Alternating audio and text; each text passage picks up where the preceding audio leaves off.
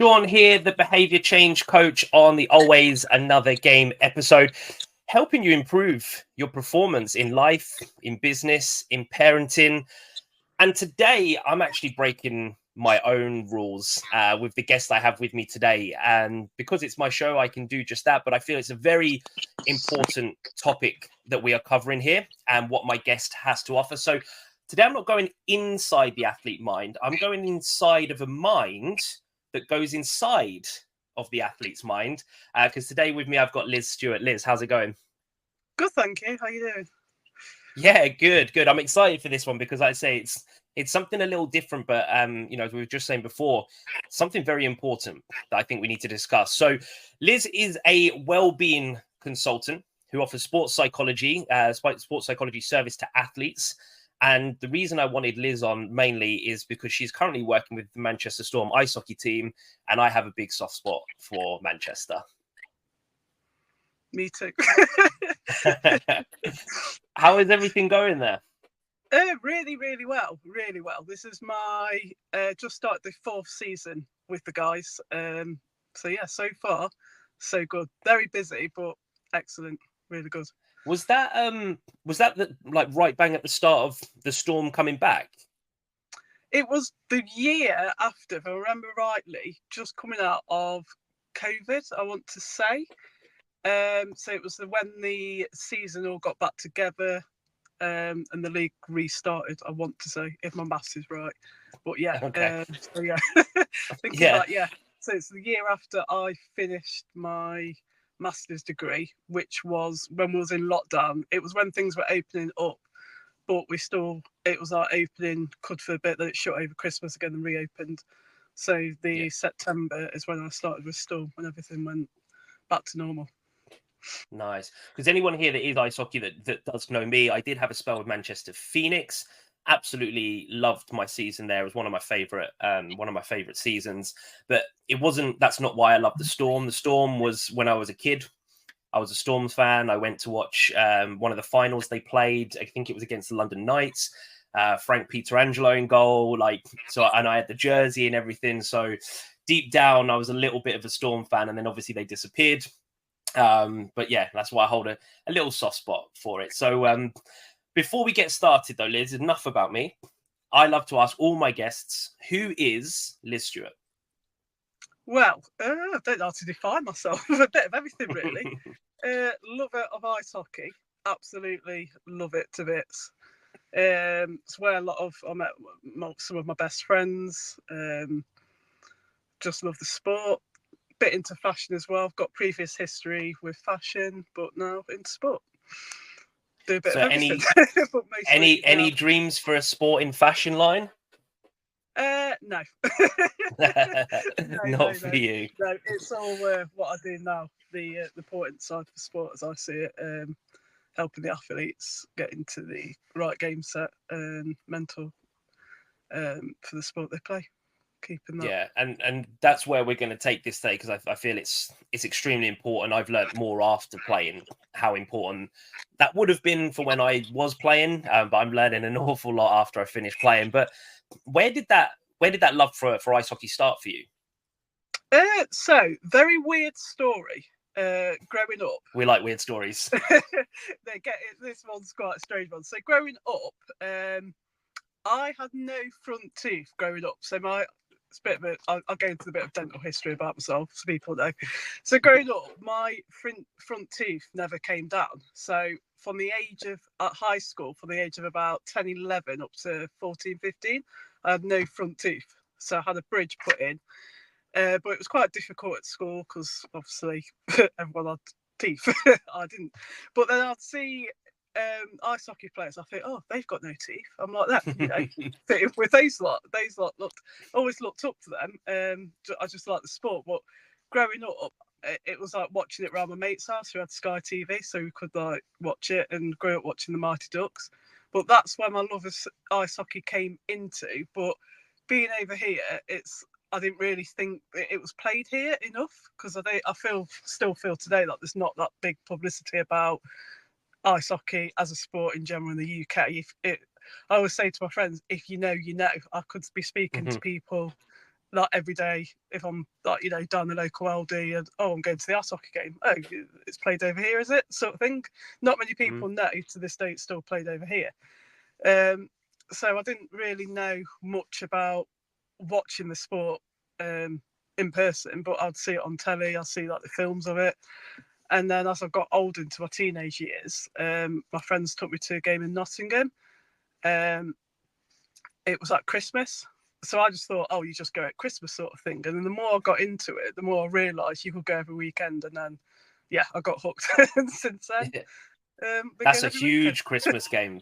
That's a huge Christmas game, right? Because I'm assuming that was Panthers Steelers. Yeah, massive. That's it's funny, that one, because that is their big Christmas, their big fixture of the year, and a lot of people like yourself go just for that game. I know a lot of people that go just for that game. So that's fascinating. Yes, the two things funny, because like as soon as you did it, I started looking my teeth. I've got a tiny little cap.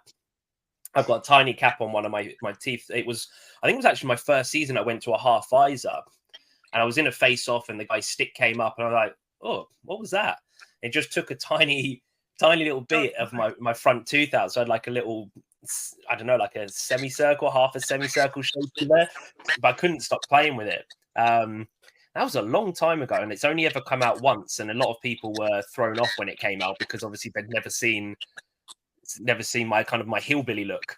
But it's very, very common. A lot of players, like, especially when I started playing, had the brace or something that has the one tooth in it that just kind of fills the gap, and they out. So weird, like to see that. But in a sense, I got out quite lucky with my teeth playing that sport, and I'm glad I did. Mine, so was a bit not into ice hockey. Done ice hockey. Didn't grow. Just didn't. I know. Yeah. So what was it about ice hockey? You said why it got started. What was it specifically about the sport that made you stick at it, go and support it, and you didn't go anywhere else? Just the atmosphere. Like, it's just so friendly orientated. Like, I could go with my friends. My friends would take her younger children. One was a baby at the time. She's now grown up to like 4 or 5 years, and then she's now got another child that she takes regularly. Like, my other friends, they take their younger children. Like, I sit in the crowd, I'll see like grandparents with their like children. Like, it's just so friendly. Like, you can go over to another fan and just have a conversation with it, even going to the rival fans and just go have a chat. All good. Even when I've been to like games abroad, still the same atmosphere. Like, I could go and speak to any fans abroad in Europe, and it's just welcoming. I just love the sport. I just love how in 20 minutes anything can happen. Like, a team could be like 5-1, next minute the drawing. It's just like everything. There's just always something going on the ice, and I just love it. Yeah, it is chaos, and that topic comes up quite a lot. The community element, not just within ice hockey, but there are so many different sports. I was talking to a client the other day about CrossFit, and like there's just this huge community in CrossFit now, and you most likely find the same as what you're saying there. Is if you CrossFit over here and you went to a CrossFit gym over in America, you just fit right in. And if you went to watch hockey here and you went with like a Storm shirt over into Finland, you would still be welcomed the same way. There is this deeper connection when you do play sport, that it's then easy to fill in. And you kind of just said that was a big part for you, but I also know that wasn't the only reason why you love it, because if I'm right in saying ice hockey has led to your business. Yeah, it has. Yeah. So you tell us a little bit more about how that got started. Yeah. So one of my close friends plays ice hockey. He's played it for years, and even before I met him, he played, and he was going to go professional, and ended up doing his ACL, I think, for the 3rd time, and couldn't go professional. So I was just speaking to him, just as he now plays rec hockey. He still plays that most weekends, still loves it. But me speaking to him about it, just like, how did you cope after? And he's just like, well, kind of got on with it. It was mentally hard because you didn't have the help. it's seen as like a tough sport in general. This is just it's like a tough sport. It's kind of like, oh, get on with it, you know. Maybe like other sports like rugby, get on with it, you're fine, sort of thing. But then I'd find myself going to games, and instead of watching like as a fan, just like the sport, I'd be watching how players interacted with each other more, and that always fascinated me. And then looking at the bench and how the coach would be speaking to him if the team was winning or if there's losing. I'd sometimes notice if the team that I was watching was losing, the guys would kind of back off slightly a bit, and that kind of really got me interested. And then with me being into the sport game most weekends, I would talk to some of the players just in conversation, just say like how things getting on, like how you doing, and then just in conversation, some of them would mention like whether if they played abroad, they'd be helpful from over there, but over here, there's not really much of that at the moment here. Like they would expect maybe when they played in Europe or America, they would have that support. So I thought, oh, there's something, you know, I could probably help with this. And then coming into lockdown, I was working in a full-time office job at the time and got made redundant due to COVID. And I thought, what do I do? And it was one of my friends that I just spoke about. He said, why don't you go to uni and do what you always wanted to do? I was like, I can't do it. He's like, what? You've got no job. What else are you going to do? I was like, well, yeah, true. So I went back to study, got my master's in exercise sports science, specialised in sports psychology, and then went from there. But I already Yeah, knew starting the course what I wanted to go into and what I wanted to help. So I had my dissertation all planned out before I took the course on. So yeah. yeah. Well, it's amazing because that's possibly the first mention of a friend. I think we may have loosely. We've had lots of coaches, senseis, parents. We've had like somebody who mentioned their sister, but like to have a friend that had experienced what being injured is like. It is for anybody that has been injured. It is difficult because it's forced upon you. It's not a Yeah. choice to take a step back. It's a forced break, which is difficult.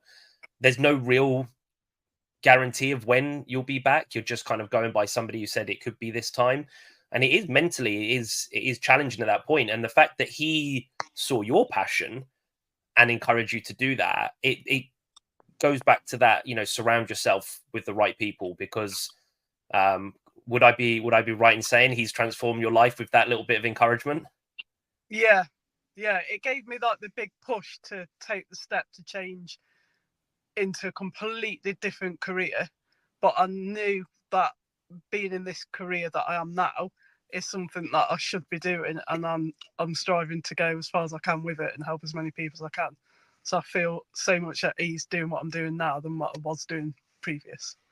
Yeah, I love that. I love it when people find their purpose. So if we go with that then, so Liz, again, the title is well-being consultant. Okay. So you do that with the Manchester Storm. So if you just give us a little snapshot, what does that look like within that sporting team? How does your role work? Who comes to you? Just give us a little bit of idea of how it works. So I just I go meet the guys at the start of the season. Originally it was Ryan Finity that I went through to go in with the team. It was actually one of his friends on Instagram that I was going me off topic slightly. With my uni work, I was looking into fair pay of Brit players, because speaking to some British players when I was doing my dissertation, how some of them are, I wouldn't say not paid fairly. There's no kind of pay bracket or a set pay for any player, which I think is the same in all hockey, like abroad, over here, everywhere. And then just speaking to him, some of them were saying that we're kind of paid under the minimum wage if you take out the yearly salary into how we play for 8-9 months of the year, sort of thing. And some of them were saying like, well, we go professional, well, we could get an office job and do that. So I was talking to a guy called Chris, who is on Varsity Sports. That's his company, and he was best mates with Ryan Finnis at the time. And he said, "Oh, do you want to come and help the team?" So I went to meet Ryan. that following week and was put with the team. So every year I go Wow. and meet the team, meet the guys, introduce myself. I kind of sit back a little bit and let them just do their own thing. I watch them in training, but I always say like I'm available if you want to come and chat, this and that. And I might get a few at the beginning, a few throughout the season, or none at all. It depends how they're feeling at the time or what's going on in life in the sport. So I do anything from like performance to well-being. If some could be coming from abroad and struggling to fit in with the play in England, or even just like the culture of being in England. To like, some of them would ask, where do I go and find this item that I'm looking for in the supermarket or grocery store, whatever, or what do I do in this situation if I'm going out, or just generally. I always say to them, I'm here just for a chit chat about anything or performance. I'll either do them like a plan, a day-to-day, weekly plan, or they just want to chat, and then we'll just discuss things and go from there. Whatever they feel they need, I will support them that way. Yeah. How do you find that then? Because I had an interesting, and your ears might have been burning yesterday actually, because I had an interesting chat with Nick Rothwell. We get on very well. Apparently, you guys have had a chat or touch base recently. But anyway, we spoke about yesterday about men talking, and how come we're still telling people and nothing's really happening. And me playing sport as a male, we mentioned toughen up, man up, grow a pair. We were taught to be resilient, and I think part of that is important, but also having the resilience and also knowing that you can discuss concerns, challenges, struggles. Did you find the players receptive to you right away? Did it take some time? How did you find that part of the process? It was quite easy going into Storm because Ryan Finity was very supportive of me. Mm-hmm. He just let me go and do my own thing. He said, "You're here, I'll leave it up to you. The guys won't speak to me. Being a coach, they won't want to come to me. You go to them." And then, so I find that with the guys, they'll come and just come and ask a few little questions at the beginning, and then they'll message me. I never do group sessions because I just find it just doesn't work, and that's in previous sports that I've done. With uni, I worked with Macclesfield football and under the 18s, and that was always like a group session. And I found in a group session in that setting, they would switch off. They wouldn't be interested. They didn't want to, if they weren't really engaging. But I found it because a lot of them wouldn't want to admit it if they were struggling in front of one another, because they would like, "Oh no, I'm fine. But I think that's just in general anyway, kind of more with men than it is women. Whereas women, me talking to my girlfriends, like we would chat, "Oh yeah, I'm feeling this today, I'm struggling today, I have a bit of a rant." But me speaking to my guy mates, so, "Oh yeah, we're fine, or we'll like, brush it off," sort of thing. So I think that's just the culture or difference between men and women in general, how women open up more, men kind of don't. But with the guys, I just let them come to me when they want to. But I do like weekly, 2-weekly, monthly check-ins. I just send them a little message getting, "Hi, is everything okay? Is there anything I can help with?" And then it gives them an invitation to say if they need anything, or if not, it's fine. I'm always there for them. I just always say, like, "I'm here if you need me. If not, I'm here. Get involved when you need to, or get in contact," sort of thing. Yeah, that's really interesting, because that was kind of where I was actually going to lead, because I wanted to see if they were actually coming to you, if you were going to them in the change room, and the messaging. Yet there is a huge power to checking in, right? Obviously, it's something I do weekly with my clients. It's just last week I just said, "Hey, how's it going? Is there anything I can help you with this week?" And most of them went, "No, I'm good. I'm doing well. Brilliant. Job done." Yet that power of knowing somebody's there. And I'm assuming now, especially 4 years in, they know that is exactly what you are there for. You are there for them, to help them. I am an ear. I'm a voice if you need a voice. And I'm assuming that barrier has broken down. But it was interesting to see, because a lot of people say, "Hey, I'm here for you if you need me," and then nobody talks. Have you found that you've had to step forward for any particular? Obviously, I know you can't mention names. That's absolutely fine. But have you had to step forward, going, "No, I can see you're struggling. I need to step in here," or do you still give them space to reach out to you? On some occasions, yes. But 4 years in, a lot of the guys know me. When I first went in, it was a bit like, who's she? What's she like? Is she too clinical? We don't want to speak to her. Is she too, like, up herself sort of thing? So I found speaking to other guys at other teams, they said they do have a clinical psychologist that will go in and speak to him. This not at Storm, at other teams throughout the league that just speaking to players, but they said we won't talk to him because they use big words, they use too much like medical knowledge, they're judgmental. We won't go near him. But a lot of them said with me, I'm more chit chatty, I'm more friendly. I'd have a chat with him about anything in general, and then we'll talk about the issues that they need to talk about, what they need to. But sometimes I do feel like I can see them struggling. I will say, look, can we have a quick chit chat, or can we have a chat? Do you want to discuss anything? But I always will leave it. I'll never force them to open up to me if they don't want to, because they've got to be ready to open up to discuss whatever they're going through. If they don't want to speak about that issue, I can see them struggling. We could just have a chit chat about day to day, anything they want to, just so they feel a bit of comfort or whatever. And with these conversations that you do have, would they be via text message, via call? Do you have a consulting area? Is it mixed? It's mostly my drop in, like the touching sessions, like my checkup would just be a text message through Instagram. Hi, how you doing? You all right? Sort of thing. They'll message back, and then others will, if I'm about up at Storm that day or that week or at the game, they might have one or two that'll come to me after the game or after the training session, or come with a quick word with you later. It might work that way. Or it might be, can we make an appointment to speak to you over Zoom? I do a lot of it over Zoom because I find as well, or over telephone, that in a room with somebody there, I mean, I find it myself sometimes, or others people will, even if, say, if you go to the doctors or you're having a meeting with your boss at work and you're sat in front of him, it's sometimes quite daunting to say how you feel.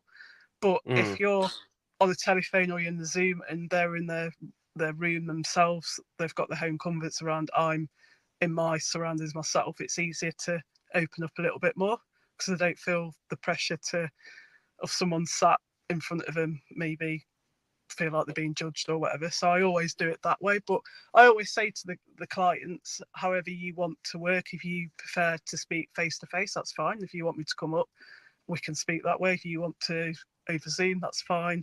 Telephone, whatever they need, I'm happy to adapt for them.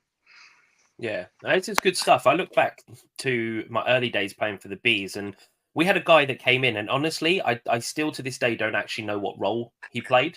But he seemed to be the guy, the presence that people could lean on. He wasn't a sports psychologist. He was a former goalie, so he worked with the goalies a lot. But he was somebody we could talk to. And you said, like you said, Ryan Finity had said, like, oh, they won't talk to me, I'm the coach. And there is only certain bits that a player would talk to with the coach. Yeah. And it would depend on, again, the relationship, how open they were. But we had this guy, and it was great that we could kind of feed back to him. And I don't know, he may have been brought in as a spy, and maybe everything we said he went back to the coach. I still don't know, but having that person that isn't a coach, or somebody that you can trust that has knowledge as well, I think that's really priceless within a sporting team. It makes a massive difference, because the one experience I had of a sports psychologist coming in was when I played for the Stingrays, actually, and it was like once, and he got us to do visualization. I did it for like 5 minutes. I don't think any of the other guys did it, and it just moved on. For a lot of people, that side of it is, I don't know, is woo-woo the right word? Like, it's like people still maybe don't understand it, still mock it. Have you found this at all with any of the players, that people don't buy into it? And if they have, how have you overcome that? I find it, in general, I think it's still quite a hard subject, say sports psychologist, wellbeing consultant, because as well, there's still a bit of stigma about opening up and speaking in all athletes. I feel like some athletes will think, oh, if I come and speak to them, and they find out the coach finds out I'm speaking to, maybe I'll be benched, or maybe I won't play, or maybe I won't run that race that I'm training for tomorrow because they think I'm not mentally up to it or whatever. But with the techniques I use, I feel like every person is different. So what I could be saying to one player, like use visualization, for instance, may not work for another one at all. Mm-hmm. It could be the same problem, say they're looking to build confidence, but every player will work differently for how we tackle that and how we get them more confident, like how we would in everyday working.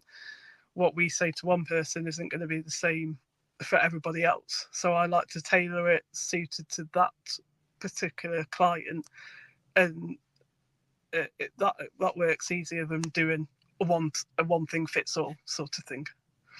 Yeah. Is there any typical, I use maybe traits, or is there a common theme? I guess the ultimate goal when they come to you is performance, right? Whether that's performance at home or on the ice. Is there a typical thing that you kind of, that an athlete comes to you with that you have to solve? It is mostly a fan, well, in general, probably confidence. Maybe Mm-hmm. they were the top goal scorer of that line of the previous team, the team now, and they're maybe not scoring the goals that they want to, or they're getting out on the ice and just losing the confidence for whatever reason. And then we help to get them more confident themselves. I work with Yeah, them to confidence is confidence back up. Yeah. yeah, confidence is a big one. Like I said, it's monkeys on the back. You haven't scored in 5-6 games, and you're meant to be scoring goals, and you haven't. It gets in your head quickly. Yeah. So, so if we use that, if we've, again, no names, but if we've got a scorer who's not scoring, what would be kind of your next step if we've got somebody listening that could get a little bit of nugget of information here? What would your next step be with to trying to help them get back scoring again? It could be anything. It could be, are they going out to focus on scoring? Which, if they are, they could be overthinking. Mm-hmm.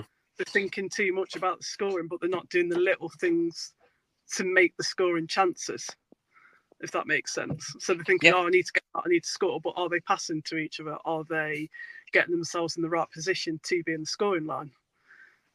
Little things like that. Or it could be something completely not to do with ice hockey or the sport. It could be an issue that's happened, or an event, or they're thinking about something in life that's happened, or they're just not thinking about the game that's putting them off what they're doing on the ice at that particular time. So it's kind of finding out what particular issue it is, and then helping them to solve that or work through it or whatever. How would you then calm that mind? Because it sounds like either side of that quick example there, they're either overthinking about scoring, or they're overthinking about something else in their life that isn't giving them the capacity to think about their performance. So how would, I don't know, maybe calming the mind might not be the right approach, but how would you kind of give them that mental clarity to be able to then focus on what they actually want to focus on or need to? It depends on the problem that they're facing. Is it like, are they overthinking? Are they worried if they make a shot, it's not going to go in? Are they worried about something else that's not connected to ice hockey? So that's what we kind of have to try and work out together what it is. And then, like I said, every athlete's different, every client's different. So it's either, do I give them a plan that they can work day by day, week by week, before games? Some might want a prep plan, what they do in like before a game, 5 minutes before they go on, 10 minutes before they go on, the day before they go on, the week before they go on, whatever. Or do we just talk through it and not have a plan? Do we just discuss the issues, and then like sometimes speaking about a problem helps solve it as well, sort of thing? Just having it out in the open and think, I feel better for just saying it out loud. Sometimes that can work. It just depends on the particular client and how they work and what's best for them. There's such a power to communication, such a power in coaching, in again, consultancy, whatever kind of feel it is. There's so much that you can get from just, like I said, some people just need to say it, and actually then they feel better. I had something, business wise yesterday. And I was talking to the person. I said, I'm feeling an element of burnout. I'm detaching myself from the work I normally love doing, which is a sign of burnout. And we had this chat and opened up a door, and I was like, oh, there's the fire. There's the fire in the belly again. And that was just from a conversation. It was like a voice note conversation. It wasn't even a booked in coaching call or anything. And there's such a power to that. Yeah, maybe you see different because you're inside the hockey world and the sporting world a little bit more than I am, but I still don't see it a huge amount with like stuff like what you do. I still don't see it in small sports. It's in big sports. It's almost, mandatory. Do you, do you see a change coming with kind of like what you do and spreading out into the minority sports? I would hope so. Yeah, I would love to see it. I love to have someone what I do at each team. Just be there for the players. Like, I've branched out now. Like, some of the guys have moved on to different teams. They've moved abroad.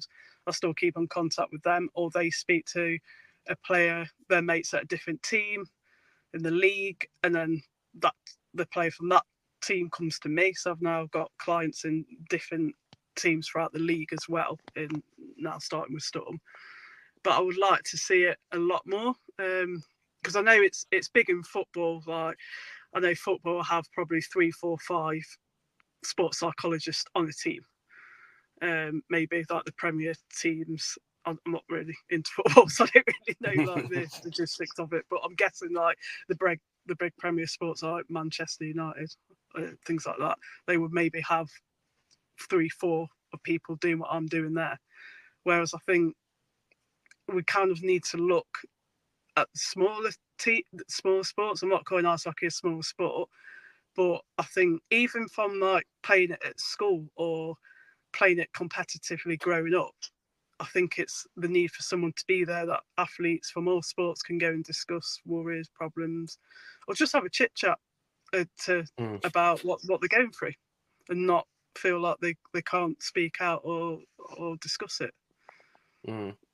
Yeah, it's important, and I can understand why having a separate person than the coach is vital as well. And I can also understand why footballers probably do have more, because social media can be, for like those high level athletes, extremely toxic. And if they read it, when I played, there was something called the Hockey Forum. I don't know if it still exists. I don't know, but you'd log on there and like, you type in your name and you just see what everybody's saying. Some weeks it could be good, but some weeks it could be like, and wow, does that get in your head quickly? And if you've got no place to use that, or if you've not got the resilience to go, okay, well, actually they're right. One thing my granddad always used to say is, if there's truth in what somebody's saying, do something about it. If not, just smile, ignore them, and get on with your day. Easier said than done, right? So having somebody that they can report back to in small minority levels, even if they're not like yourself on the team, but like you said, you work with athletes that are not on the team. So there are people like yourself that you can reach out to one-to-one basis. It doesn't have to be within your football team, your netball team. You can go and talk to somebody. What would you like to see change? Is there change need to be made? Is there something we need more of? What is it? What's the next step for this, like your field in sport? I think more teams buy into it, really. Because I was very lucky with speaking to Ryan Finnis of Storm. He was very acceptable to me going into doing what I do. But I know approaching other teams, even other sports, oh no, it's not really needed here. Like, they'll get on with it. We don't really need someone like that. It's still that kind of mentality of, oh, they play sport, they're hard, they can get on with it, they don't need it, sort of thing. But there is that need for it in all sports, not just ice hockey, everywhere. And I think the more, even in day to day, even just talking to your friends, it doesn't have to be me. Even if you're talking to your teammates, or you're talking to your friends, you're talking to your parents, you're talking to your older brother, your sister, whatever. Just talking about how you're feeling, and it just helps, I think, a lot. And what I think people need to remember, if we use ice hockey as an example, if we've got this 40 goal a season scorer and he hasn't scored for 5-10 games, that's not because he's got rubbish.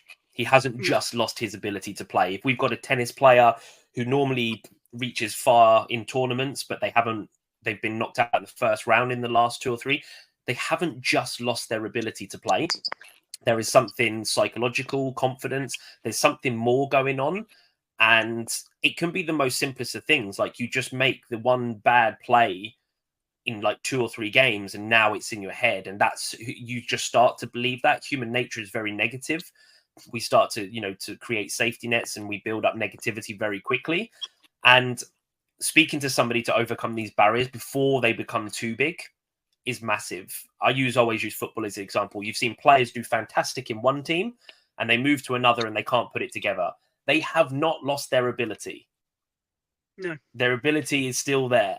It's just the environment, the coaching, something that hasn't worked, which can be fixed. But again, in that sporting environment, as you've just said, you're reaching out to people. They're saying they're not interested. A lot of that is because if you don't do it, somebody else will. And that's the mindset. So we do have to take accountability for ourselves as well. So, and that's what I think you do is the players, you reach out to players come to you. It's not, I don't necessarily get the impression Ryan goes, right, you speak to that person. It's kind of left to the players to bring it on themselves. Yeah. Like I would never discuss with the coach what's going on with their players, unless it's anything serious, as I think it's life-threatening, maybe suicidal thoughts or drug, alcohol abuse that's going out too far. I would never ever discuss that with anybody on the team, unless I felt the player was in danger. Then obviously with duty of care I have to, but they could come to me in confidence and speak to me, whatever. But I always say to the players as well, you can only control what you can control. So if you're worrying about something that's out of your control, don't worry about it. I always use the example as, so if it's going to rain on Saturday and you can't change that, why are you worrying about it? You can't stop it. Why are you worrying what the weather's going to be like on Saturday when you can't control that? So just focus on what you can control, and we'll go from there. Because sometimes it could be worry. Like say a footballer's top goal scorer moves to a different team, and say his teammates around him on playing how they should be, or the other team are just not even given the chances. How can he control that himself personally? It's maybe slightly impossible. So he's worrying over something that he cannot control. So don't worry about it. Worry about what only you can control and go from there. Yeah, no, that's a really interesting point. Again, not going back to the coach unless need be, because I guess some players be like, well, if I talk to Liz, she's going to tattletale on me, and the coach will find out anyway. So it's interesting at that point, because if somebody's listening, when you reach out to people like like Liz or anybody else that might be in the similar industry, and any coaching, it is confidential. And that's how it is, otherwise it becomes illegal, and the coaches, can get in trouble as well. But that's been fantastic today, just to kind of get inside the mind of somebody who gets inside the athlete's mind, and how it can benefit performance a lot more than putting more reps in. I'm not scoring, I'm just going to do 100 more shots. Well, actually, that could just be a plaster on a burst pipe. And if you go to actually the root cause, kind of with what I do with the behavior change, it makes a massive impact on your performance, your stress levels, your life. And I would highly recommend anybody that might be having some challenging times to do so. Liz, what's next for you? I'm just going to keep doing what I'm doing now. I mean, I like to build enough client list to do this full time. Because at the moment, this isn't my full time job, but I would love it to be full time. Just branch out to more guys that need me, girls, anybody that needs me, and go from there. I'll just take it day by day, and then keep doing what I'm doing. But my big goal is to maybe do it hopefully full time, maybe abroad. Who knows? I'm not. Okay, I'm going abroad. Where are we going? Just see where it goes. Where would you like to go with it if it was abroad? Quite like a bit of Sweden. Maybe Sweden. Okay. Or Sweden. So if you've got any Swedish listeners, here we go. This is your opportunity. I just like helping, and for me, I just love seeing the player develop more and become more confident, and that's what I love, just to see them get better and better each time they're on their ice. that for me is just enough. Yeah, and that's what it should be about. Liz, if anybody is sitting here and thinking, yeah, I'd like to talk to you about this and find out more about how it works, where's the best place they can find you? On my Instagram, it's Liz Stewart Wellbeing Consultant, and drop me a message. Always there. I always say to the guys, anytime, day, night, if it's 3 a.m, you're worried, drop me a message. Like, I'm always there, whatever you're feeling, open up. It's fine. I'm not going to judge. I always say it's never something I've not heard before, been through myself, or done before. So nothing will faze me, nothing worries me, not going to judge at all. Very open. Liz, thank you so much for coming on today. Hopefully that's opened up some doors for somebody. All I say with this podcast is my plan is to help one person. If one person has realized that they need to talk rather than get more reps, our job here is done. So thank you so much for giving us your time today. Thank you. It's been a pleasure. Thank you very much for having me. Good. And thank you to anybody that's tuned in. If you've taken anything away from this episode, please share it along, whether you share to your Instagram stories, you like or subscribe. It all helps the podcast grow and get the message out there. And if you know somebody that needs to listen to this, send it to them directly, because again, it could be an absolute game changer, just like Liz's friend was encouraging her into the next stage of her journey in life. So thank you for tuning in, everybody. Thank you, Liz. And as I like to remind you all before we go, there is always another game. Take care, everyone.